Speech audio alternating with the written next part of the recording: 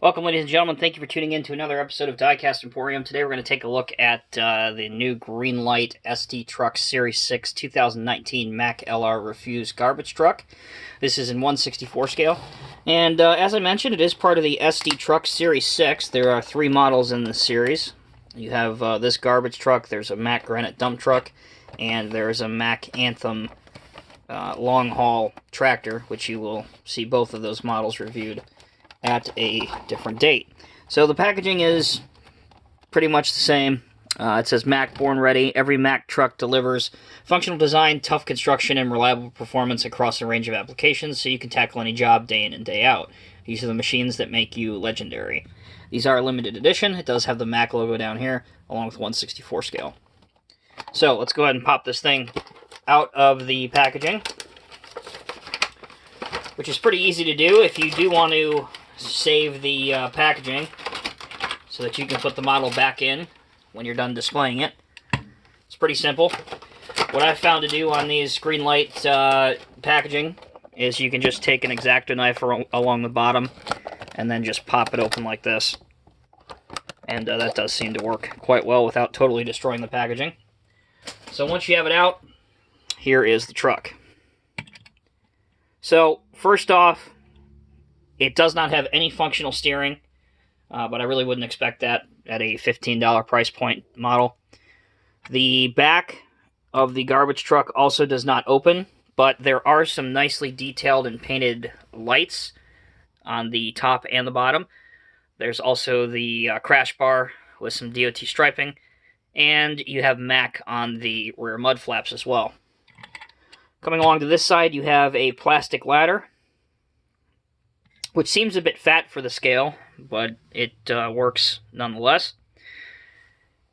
Coming to the front, you have the typical Mack LR cab, which has been captured and recreated quite well. Also, it's a little bit tough to see, but if you look inside the cab, there are driving stations on both the left and the right side of this truck, so depending on the driver's route, he can easily operate this truck from either side of the cab. You can see a replicated Mack Bulldog and the Mack logo. The lights are not painted, but at least you have some running lights up on top. The mirrors are plastic and thin, and they do have silvered surfacing behind them right here, which you can just barely make out.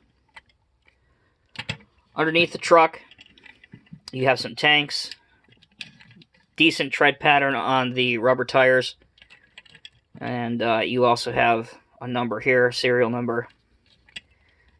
This product is sold under license from Mack Trucks Inc., all rights reserved, and you have the Greenlight logo underneath as well. The biggest function on this truck that is replicated and does work on the model is the loader arms.